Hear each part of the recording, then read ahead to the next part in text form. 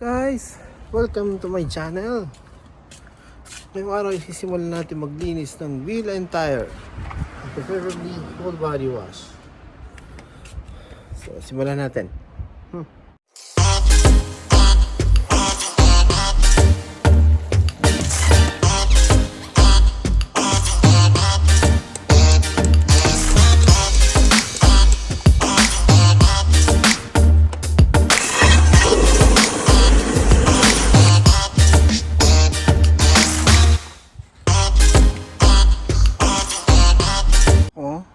Kailangan natin ng dedicated wheel and tire cleaner. So basically this is iron remover para sa gulong, brake duster kumbaga.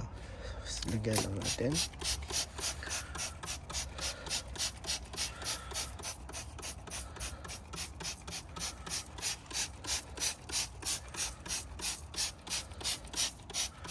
And then ito meron akong pre-mix all-purpose cleaner para sa wheel. Spray lang.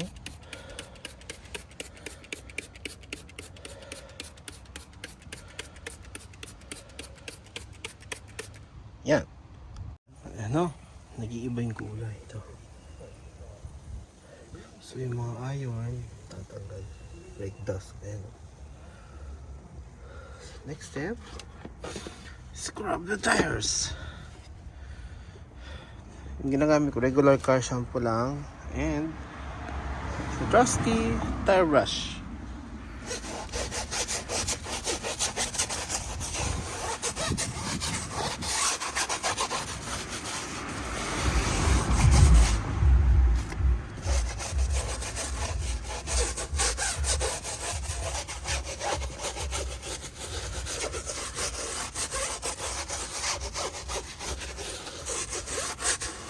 Ito, nag-iiba yung kulay, oh. Tatanggal yung mga nakadikit na dumi.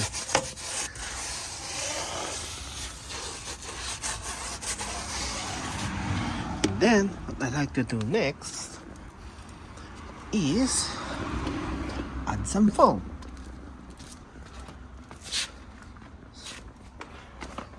This one.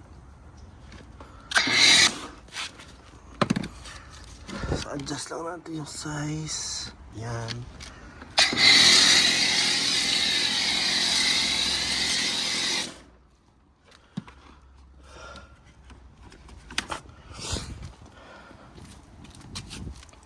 Brush some more.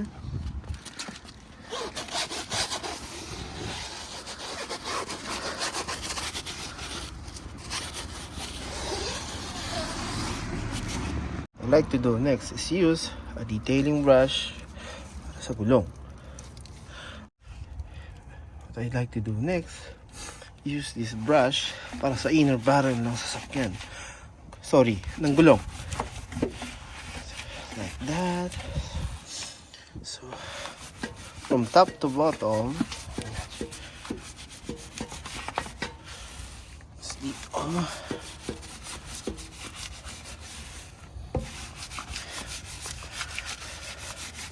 Para malinis yung loob din. So pagdating sa baba, from top to bottom ulit. Yan. Para hindi magkahalo-halo yung dumi. Lahat pababa. Ang bango. May ori. May mango juice.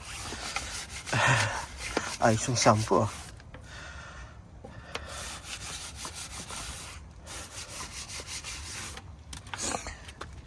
Next to do is a detailing brush para sa inner, sa spokes, sa face. Yan.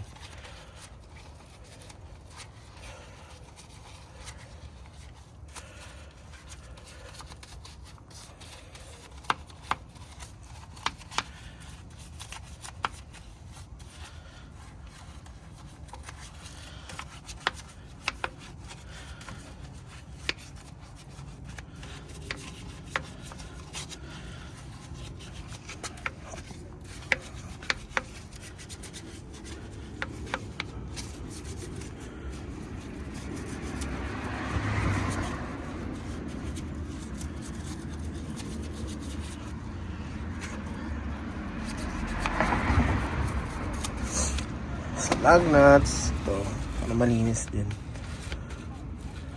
So, rotate. Insert. Rotate.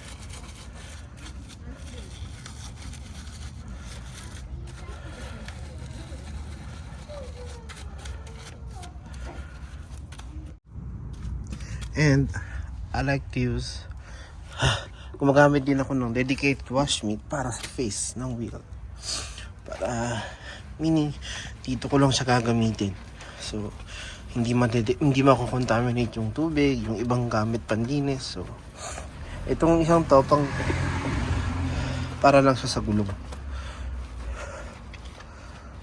Di ba? Yan. Kada spoke, linis. Yan.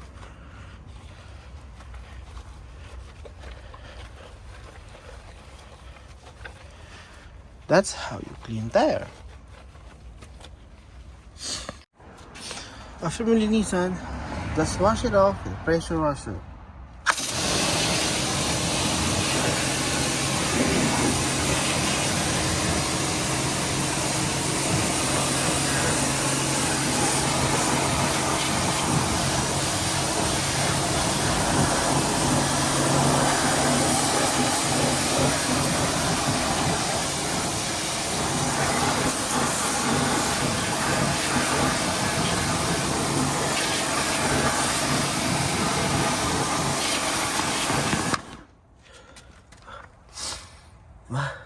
Mas malinis siya kaysa kanina. Yeah. So ayan, magpe-prepare tayo ng pre-treatment. So ito yung ginagamit ko, Surfex HD.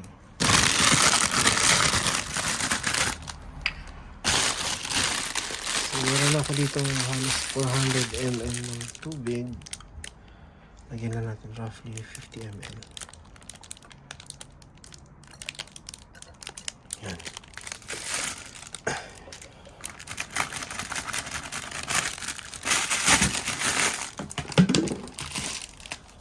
So para saan nga ba ang pre-wash?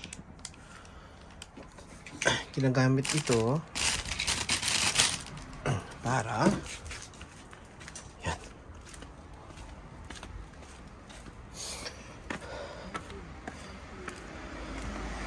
Para matanggal ang mga dumi sa sasakyan bago ka mag-foaming. So, ito ba madumi? Salamin. So, hindi siya masyadong kita sa camera pero kumakano siya. So, hindi rin kita. So, hindi siya ganun kadumi. Pero, ito. Yan. Yan, no? Mga water stain. So, ginagamit ko siya para hindi magkasan yung pintura, para maalis yung mga makakapal na dumi ng insekto, ibon, grime, road dirt, brake dust. So yan, simulan natin.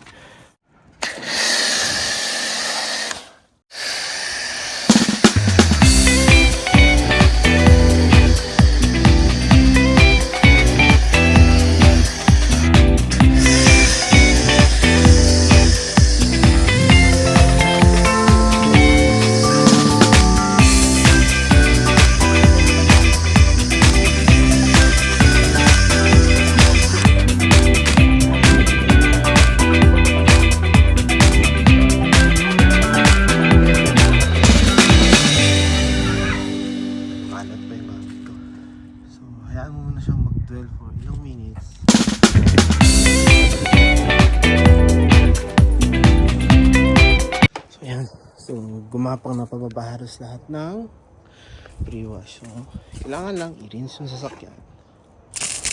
Oh, patay.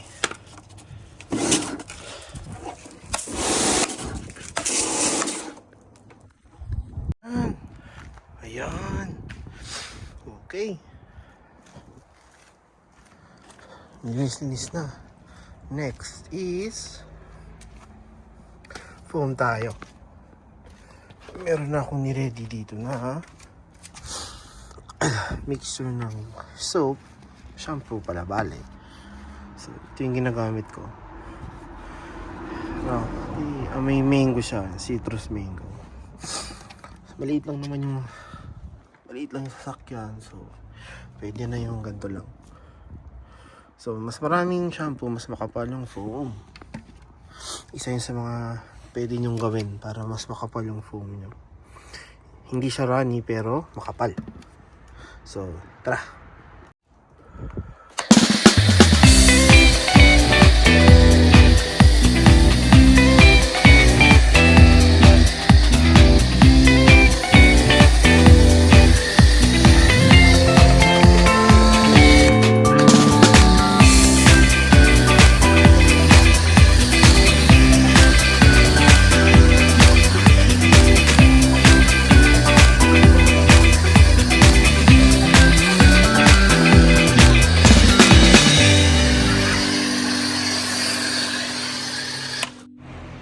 Sarap naman.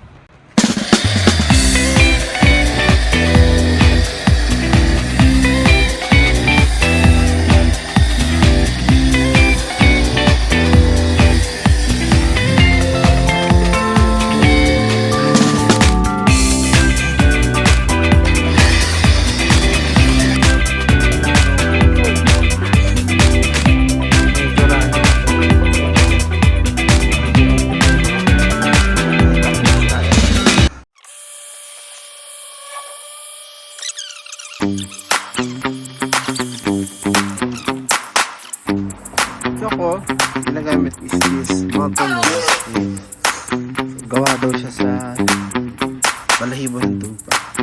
Hindi siya microfiber, kundi balahibo ng tupa. So, maganda naman. Try natin. So, kailangan yung paglinis niya is one motion. Ay, ang kabilog.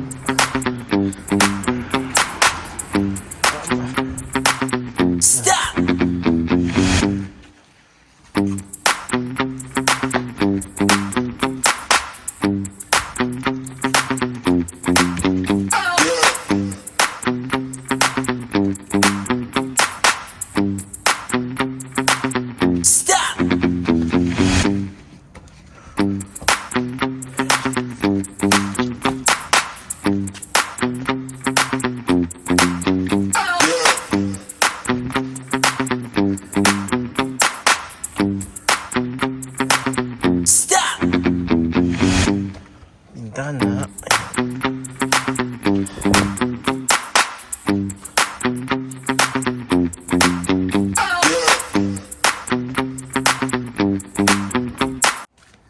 Kabilang side.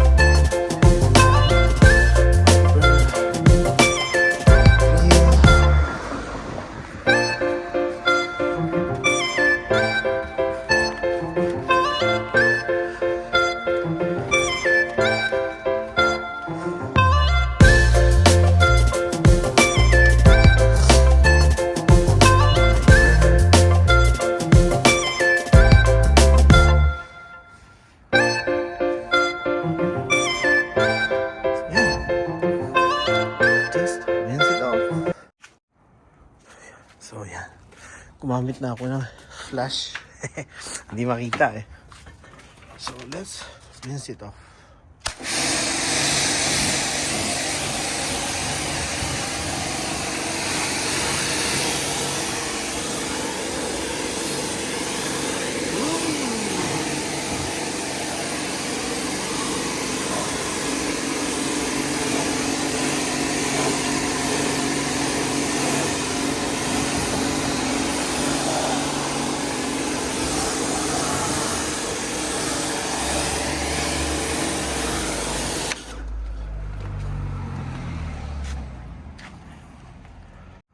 Ay, magandang gabi ulit.